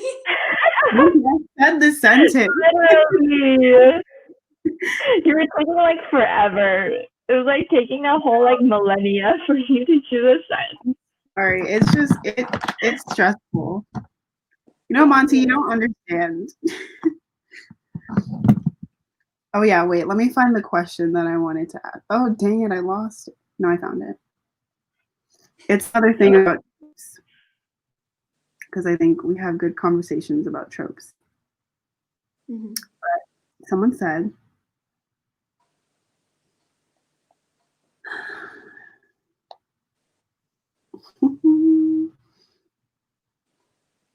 how do you guys feel about when a couple gets together in a book and then like the book isn't over yet? Because a lot of people think that it should end right when the pining stops. So otherwise it gets boring. Like the couple gets boring.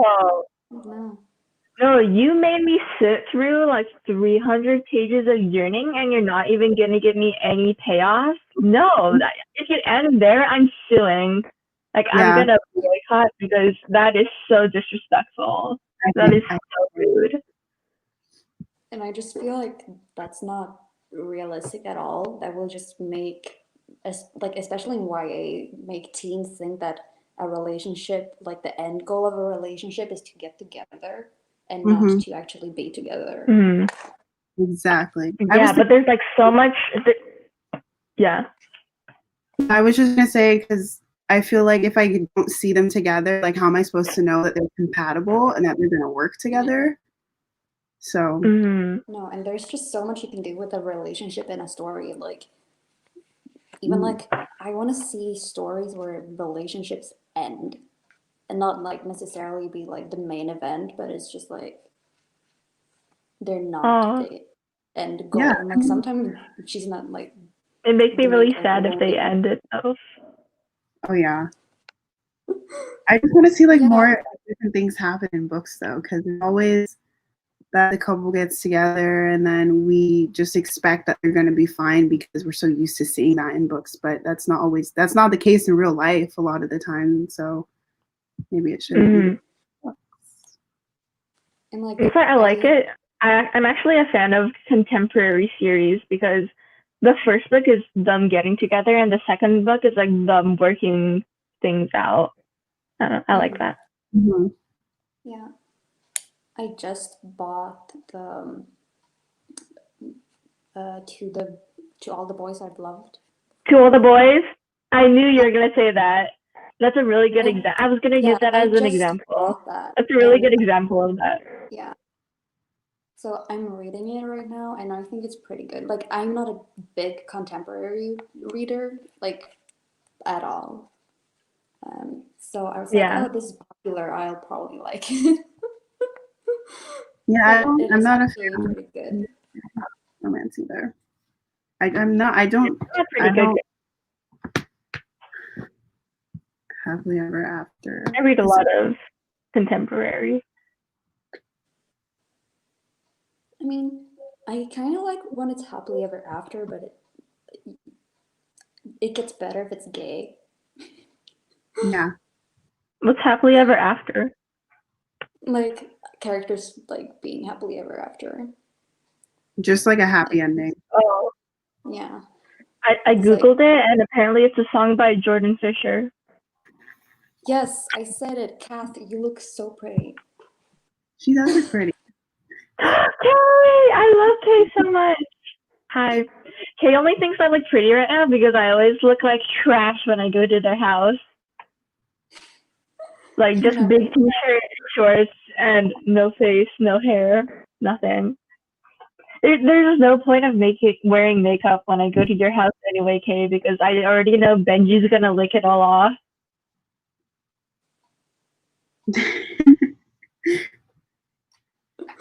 I love That's him. so cute that Benji likes to lick people. My dog does not like to lick me. She's not a licker at all. Like when I actually give me a kiss, and then she will give me a kiss once. Just once in my whole life. She's not a licker. But it's okay because I don't like saliva. I don't want anyone. She's blind.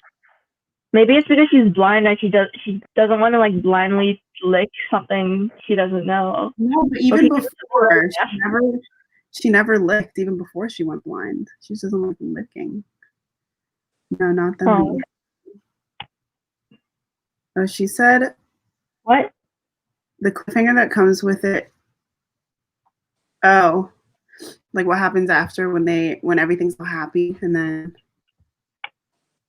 I feel like it's different though, like for different genres, because for romance, I feel like it's always expected that you get the happily ever after, where because it's not romance if they don't end up together, but for fantasy, One fantasy that I feel kind of does this well, but it's like it's multiple books and it's not done yet. It's the A Curse of Dark and Lonely. And the second book, A Heart So Blah and Broken. Oh, but it's like the first book kind of ends with a happily ever after, and then it switches like main character for the second book. So you think that everything's happily ever after still, but it's not. And I like that. yeah. I remember. Actually, I don't want to. Never mind. What? What are you gonna say? No, I don't beat my face at all. I just don't make any effort. Now she's putting on more lipstick. Yeah, I ate it all. So adorable. I want to know more too. Like kind of like open-ended endings. I know some people aren't really a fan of those because they just want to have a specific ending so they know exactly what happens. And for me, I think it depends because I think some authors do that because they want to like write more books. But I like it if it's well done. Well, everything should be well done. I mean, but No, I want them to end up as a couple. I want to see them as a couple. I want to see them finally realize everything they've been fantasizing about for the whole book. Like, I just want to be in your arms and like lay on your chest. I want to see them actually do it. Because they've been wanting to do it this whole time. That's why that's why I used to read so much fan fiction, because I wouldn't get that payoff of like all pining at the end. Right? Be together. And then I'm like, I need it. so Max, I was like envisioning all these scenes of them doing all these cute things, and then we didn't get it because like they just got together at the end. And I'm like, what is the point? That's why I want a whole book. If it's gonna be a series, I want a whole book at least with the couple. Exactly. Yeah. It's what they deserve. It's what we all deserve. Mm-hmm. Honestly, if it's like OTT, I could just read a whole book with no plot, just fluff. That's why I like the Addicted books, because it starts off with like a lot of drama, and then as the series like continues, it's just more and more fluff with all the characters. It's really cute. Yeah. Oh. Just casually gets up. Leave me alone. Well, to be happy and read about I agree. I do too. Especially when they like this is why I was so upset when Kingdom of Ash ended, because there was just this huge idea of like a great future for like all the characters, and I wanted to see it so badly because the entire series is just them suffering. And I was like, I just want to see them be happy for more than 10 pages, but I mean, knowing Sarah J. Maas, she's probably gonna write like 10 novellas. You know what? I would like to see it. Yeah. Oh my god. Yeah, we discussed this earlier. We had a whole conversation. Yeah. We're just dragging her so much for like wanting to rate it 3 out of 5 stars, like at the first 200 pages, but she ended up rating it 5 stars. Oh, 4.5. Kath, have you read it? I don't think I'm going to. I don't believe in myself like that. Just like, I read it and I agree like wholeheartedly with Haley. Like, it is worth it. Yeah, you think so? I just think that there are just so many moments that just make me so sad when I think about it. But it was good. Like, the end was actually so chaotic. I think I almost had a heart attack several times. It was a lot. It was so fast paced. I was like, whew. It's because you get to this one point. Yeah, I like chaotic endings. Climax, but then it just keeps building off of that. Like, it just doesn't stop. And there are things that she brings back from the beginning and that Bryce is like thinking about throughout the whole book that like come full circle in the end. And it's so satisfying to read. But, right. Haley, what did you think about that? Like, I mean, I don't know, but like the iconic like Danica Bryce scene that everybody hypes, and I just thought was cringy. The lighted up scene. Well, I'm kind of confused because did they start saying light it up after the motorcycle thing? Yeah. Or did they say it before? So it was a motorcycle. They said it after. I didn't say it. That makes sense. I think it was okay. I'm just a huge fan of Bryce. Like, Bryce is honestly like the only thing I care about in the book. And that's that. I can see why people thought it was cringy. I don't think it was that cringy because in the heat of the moment, like I can understand why it was so intense. But I don't know. Yeah. To be honest, I don't really care about that scene that much. Like I remember I saw fan art of it and I was like, what the hell is going on? But yeah, I don't really care about that scene that much. I care more about what happens after that when they're having that conversation and Bryce was like, I'm not going back. And I was like, but yeah. What the fuck? Why is there an I Heart JK Rowling sign in Vancouver? What? What the fuck? No. That's a choice. A bad choice. Have you seen this, Kay? This is our city. This is your city. But Kay rated it 4 stars. Yeah, I was gonna rate it 4 stars at first, but then I was thinking about how much it actually made me want to. I don't know. This is why I hate rating books, is I feel like my rating changes a lot. Are we back? But yeah, I know a lot of people think that or decided on a 3. I was gonna give it a 3 for the first like 2/3 of it, and then I was like, the end. I don't think the end is up the whole book. By the way, I think it's the build up that matters. Also, Nova is frozen. Yeah. I love Like, this Everything is dark. the way she vacuumed her makeup. Yeah, that scene actually made me laugh because I was like, that dude is a whole fool. Like, he's so dumb. He really walked in and was like, this is my plan, and then he like did all that. I was like, why would you think that? Yeah. I don't want to spoil it, but he's just dumb. But wait, That's so annoying. Where is this? Weiss? This looks like Chinatown. What? Oh my gosh. Wait, did they say why they put up the billboard? No. Oh, it was just this guy, Chris Elston.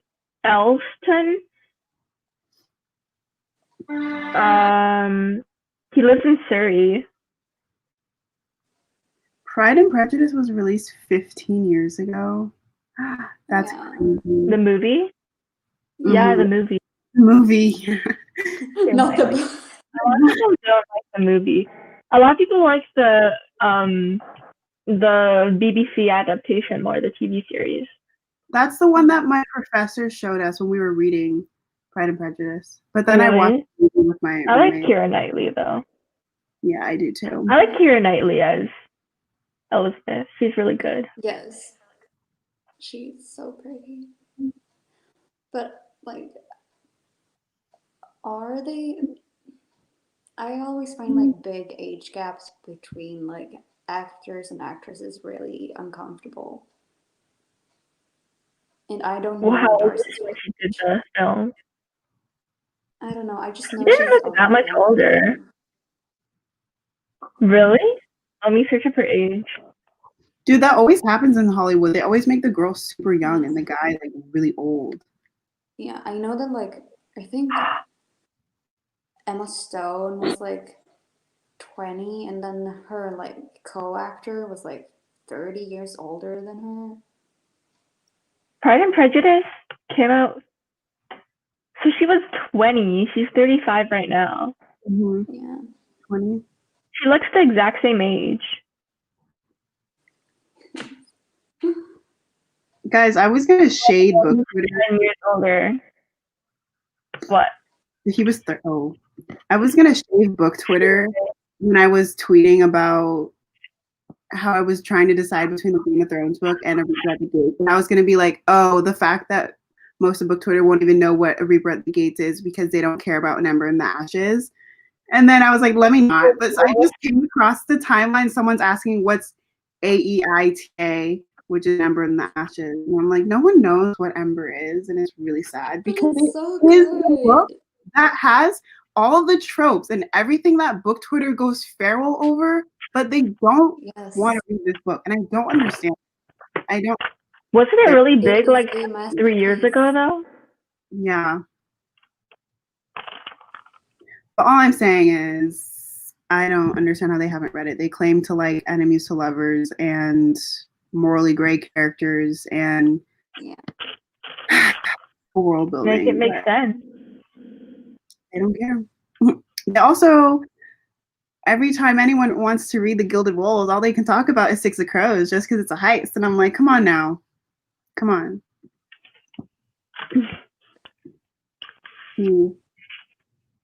Yeah. Has Chanel read it? I feel like Chanel would like it.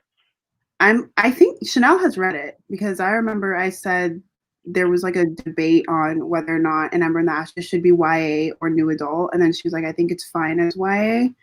But I remember when I was reading Ember for the first time, I was like quaking in my boots because there were some torture scenes that I was not ready for. I was like, okay, this is intense.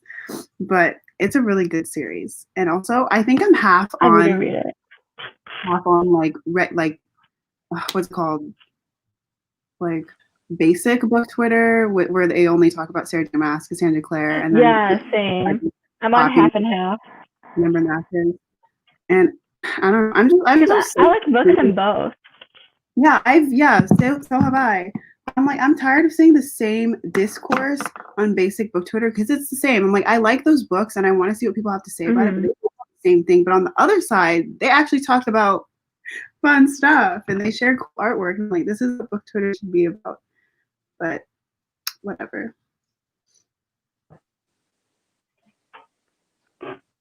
Wow. Ooh. I was gonna say something, but I don't remember anymore. Oh, yeah. Speaking about Keira Knightley and Matthew McConaughey age difference, they're like 10 years between Yeah. each other. And didn't Congress just pass this bill in California where like anyone can have sex with an underage kid as long as they have consent, as long as they're like 10 years apart? That's crazy. It's like you guys have healthcare to worry about. Yeah, like for example, if a child is like 15, then a 25-year-old can have sex with her because as long as it's within 10 years and they have consent. That makes me so mad because there was already a law in place. Right?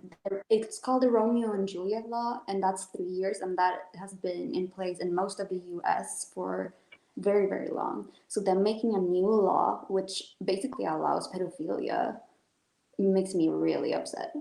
That doesn't make sense because I Yeah, thought the that's whole sick. children can't give consent. Like they can't even make their Exactly. own decisions. Like their parents have to do that for them. I don't understand that at all. No. Yeah, But it's and it's also like you guys, and it it's also like makes me your so upset because like healthcare. yeah. And like I think Yeah, it's like your healthcare is a queen of interrupting each other. yeah, Go keep on. going. What are you gonna say? No, you go. It's like your healthcare is a mess. You have shit gun regulation, and California is the leading state of coronavirus right now, and you're worried about this bill right here, when you have so many other things that you could be working on right now. Just, it boggles my mind. Nova, what were you gonna say? I was gonna say that I feel like they're trying to cover up the fact that most teen pregnancies are pedophilic in nature because over 50% of all the fathers are above the age of 24 in teen pregnancies. So I just feel like they're trying to make it legal to be a pedophilic person because they're the main uh, like cause of teenage pregnancies. So they don't want to like break them up because that would mean they would have to be like in favor of abortion. Interesting.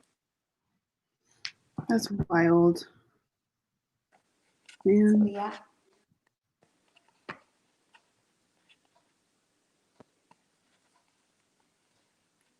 Where did Monty go? I miss Monty.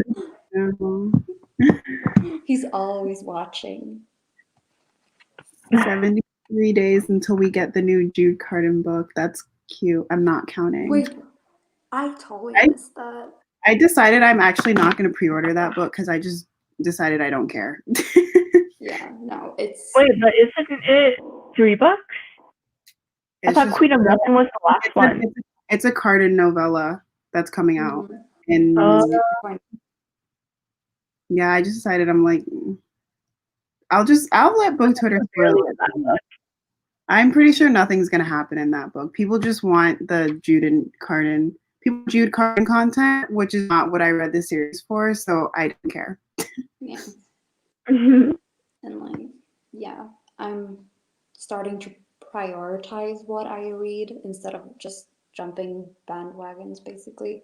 I just kind of want to read content from authors that I want to support and like communities that I want to support. And yeah. I think that's great. Yeah. I remember at first I was kind of sad when I first joined book Twitter, I was like tweeting about books that I liked, but also they happened to be really popular. So like Cassandra Clare's books and then later Sarah J. Maas's books. And now I feel like I don't want to tweet about them anymore because people are so annoying in those fandoms and they're always quote tweeting me or just like harassing everyone. I'm like, I don't even No. Yeah. anymore. So now I'm like, I'm glad there are other books that I can talk about, but those tweets obviously don't get as much engagement. So I feel like I'm not really as a part of the community as I used to be, which is like, I'm okay with that because I'd rather Yeah. be happier and like reading things that I actually like. But I don't know. It just kind of sucks that book Twitter like ruins everything. Yeah. When it's like basic booktuber, book Twitter is mostly like preteens and like children, so Yeah. that kind of explains it. Yeah, especially the arguments that they be having. I'm like, how can you even think about I something? know, like it's so pointless. Like, Yeah. oh my god, like I So feel it's like my always the brain's same. going numb. Do you Yeah. guys have Pinterest boards? Yes, Pinterest? I am addicted. Yes, I love Pinterest. Share them with me. I want to look at them. Oh, I'm gonna send mine in the chat. Please Oh, do. I I will. want to see yours. I'm just gonna. I have to make sure send it's my private homework. though.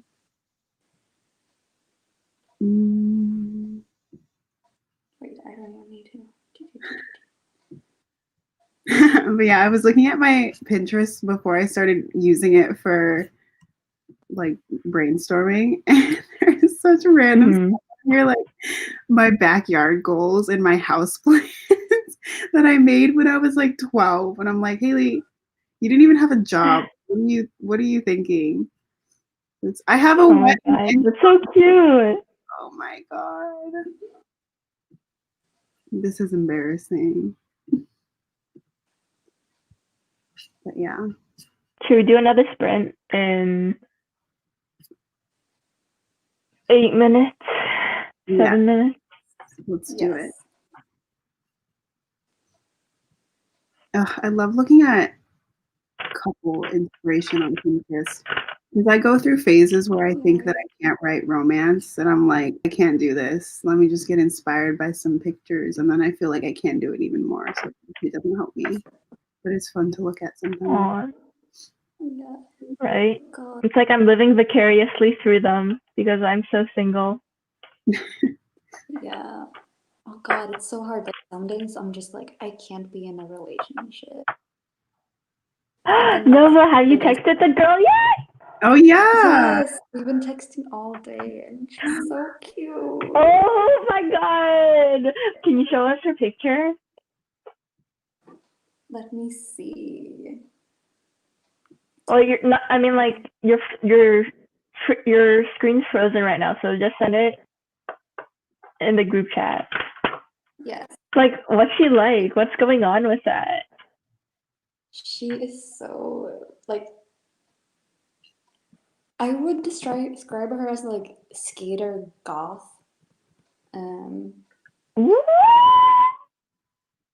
Yeah, and I'm just like goth girlfriend. I'm just like, yes, please. Oh my god, you guys are Princess Bubblegum Yes. and Marceline. Yes. You're wearing the strawberry dress, and she's wearing the black strawberry dress. Yes, please. That's so No, but like, yeah. And she's like so into like politics and just like she wanted to Nice. know like why I wanted to have my like book cafe, and like I just started like rambling about how I want to like have a safe space for like LGBTQ people and like just collect like LGBT history, and we just went on a tangent about that, and it was just like she understood, and she just like and we just kept on talking. It was so interesting, and That's the she best. came with her viewpoints, and it was Yay! just like, I love that so much. yes. Wow. I'm just living vicariously through you. Please do. you'll all be invited to my wedding. I'm such a Yuhal Yes, fan. please. I just can't wait for you to play out that whole proposal plan. I know. I'm so excited. Like, And like, you even blocked out every action. You're like, and then I tuck her hair behind her ear and say, "Will you be my queen?" So prepared. I love it. it's just like, yeah, I don't know. It's so confusing too because like I used to like hate marriage. Like, and it was Yeah. probably because I used to think I was straight, but I was just like, God. And then like all of a sudden, like my friends were just like, so how would your gay wedding be like? And I was like, wait, a gay wedding? I can have a gay wedding?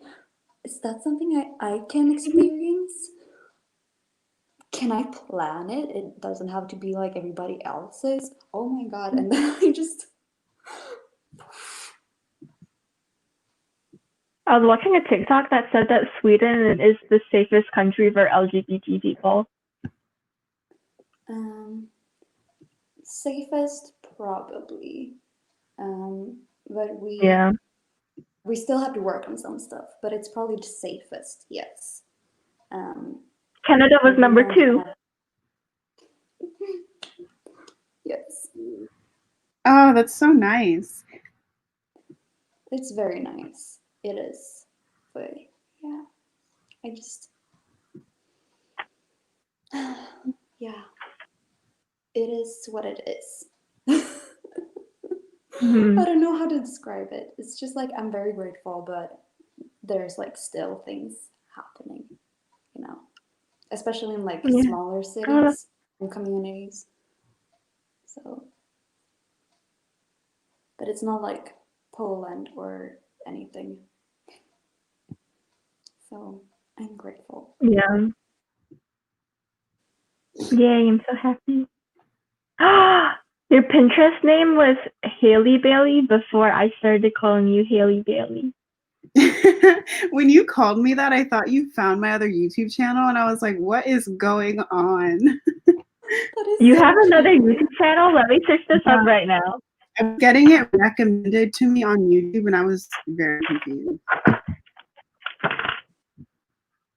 Okay, we're doing another sprint in 2 minutes. Yes. All I'm seeing is like this, like Miss America, Haley Bailey. A lot of You're probably not going to find it. I see Chloe X Hall or Hale. Hall? Hale? Is it Hale? Hallie? Yeah. Hallie? Oh, Hallie. Oh. I am illiterate. You are so cute. That's so funny. Everyone laughed at Trump for saying Yosemite. Yeah. I probably would have said Yosemite too, though. That's Oh my literally how I thought it was. Oh my god! Wait, What? I'm on my Pinterest board and I just realized I saved a picture of Asami and Mako. I didn't even realize because when I saved it, I didn't watch Legend of Korra. I didn't know who it was. But I have so many pictures of Asami. That's so funny. Oh. Wow. I love this. Oh, you have one for wedding and stuff. That's so cute. Mine's really gross. My Pinterest is really gross. It's like how to remove blackheads, how to squeeze that mall properly, I have those boards. or use like all aesthetic. I tried to do that right before this live and my face started bleeding. So I was like, let me not. Really? No one can see though. Your screen is like. Yeah. Okay, should we start? Yes. Yes. Oh shoot, I exited the timer. All right.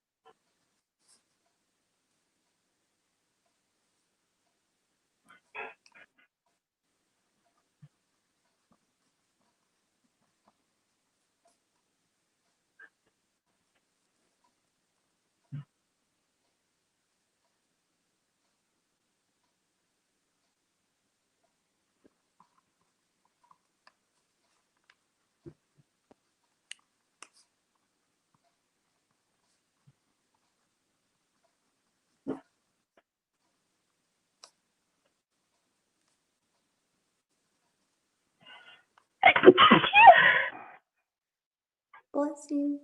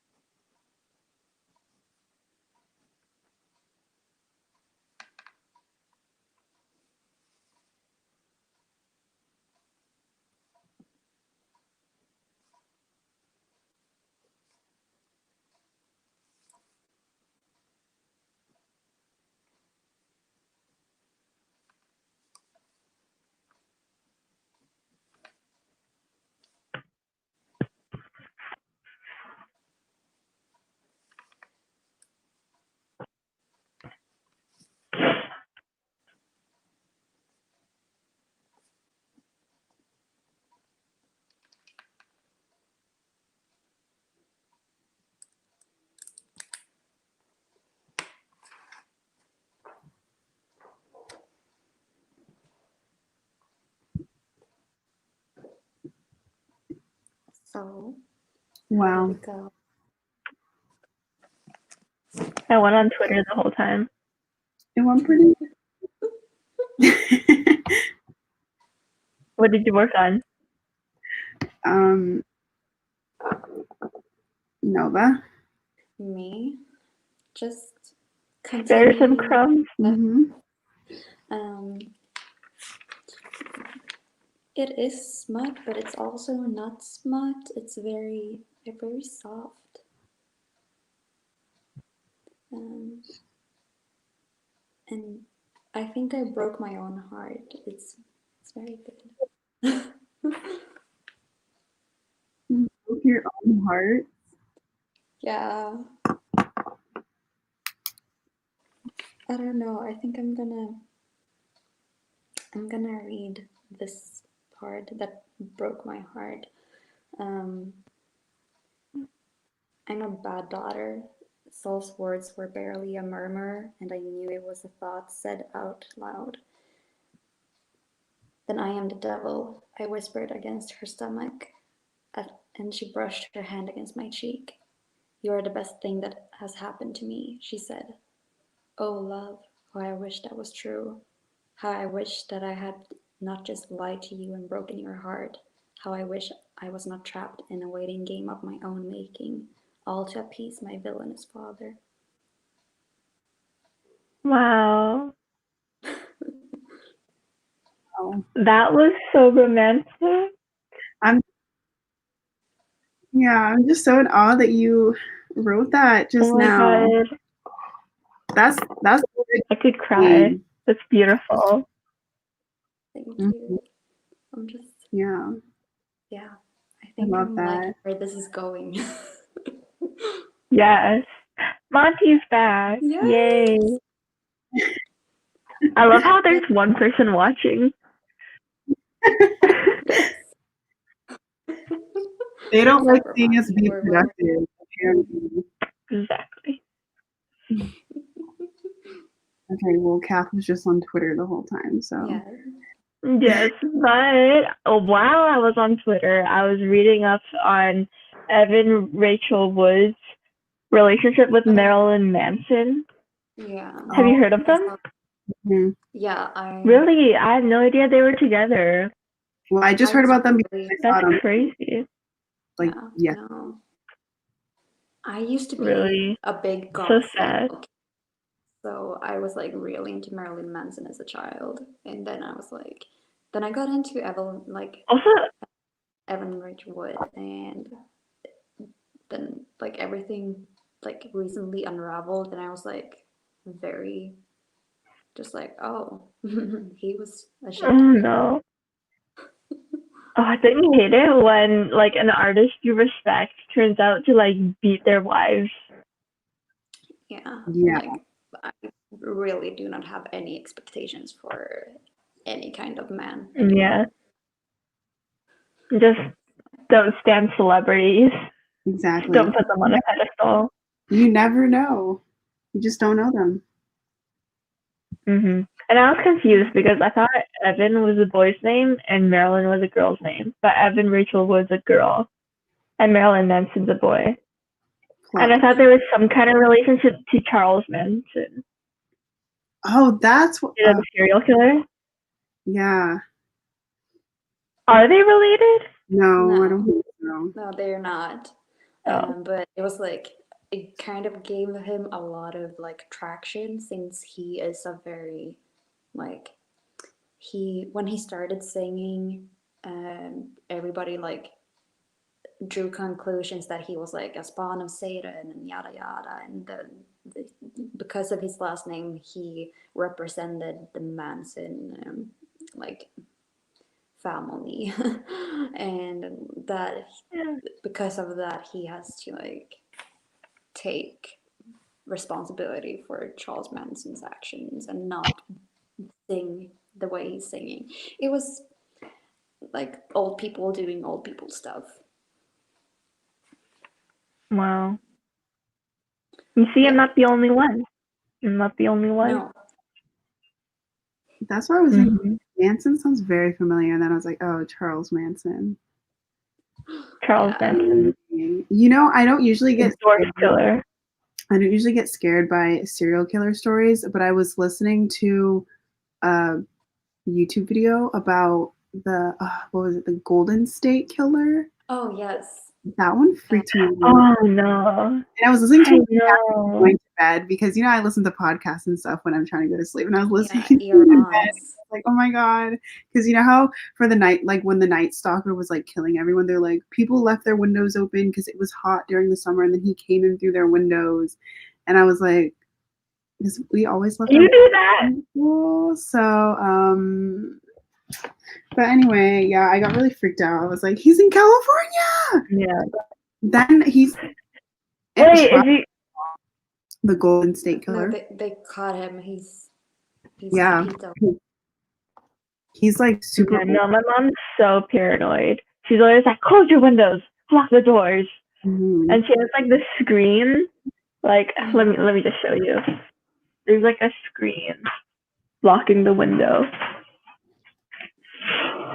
No, but that freaks me out because I was watching this like show about this girl who got kidnapped for like 15 years. And what happened is the window was open, but the screen was over it. And the guy literally cut the screen and came into the house and then took the girl. She was sleeping in the bed with her sister. He like had a knife or something and he was like, be quiet and put on your shoe. And I heard about that when I was like 7 years old and I have never forgotten it. And so every time I see the window open in my house, guys, I can't make this up. I was sleeping on the couch the other day because I was too hot, and I opened the windows, and I was like, okay, I probably shouldn't fall asleep with the windows open.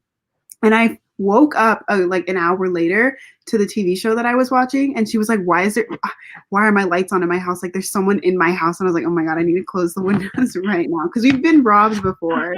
I was like, I'm not going to get robbed. Yeah. I know that there's like a lot of cases in America, I think, where like people live in the walls and that's like how they get in a lot of times. Oh my God, people live in the walls? Don't people like squat in people's attics and stuff? Yeah, it's very I get scared really easily. Every time I have like my blanket over and like my feet are warm, so I want to stick my feet outside of the blanket. But then I remember in The Conjuring, like that's how like someone gets possessed or something. So I'm like, no, I have to like keep my feet in. But then I get too hot. Oh, I hate it. I get scared so easily. I'm always scared that there's a person hiding behind my bed or under my bed. Scared when I'm washing my face and I'm gonna like close my mirror and look up and there's gonna be someone behind me.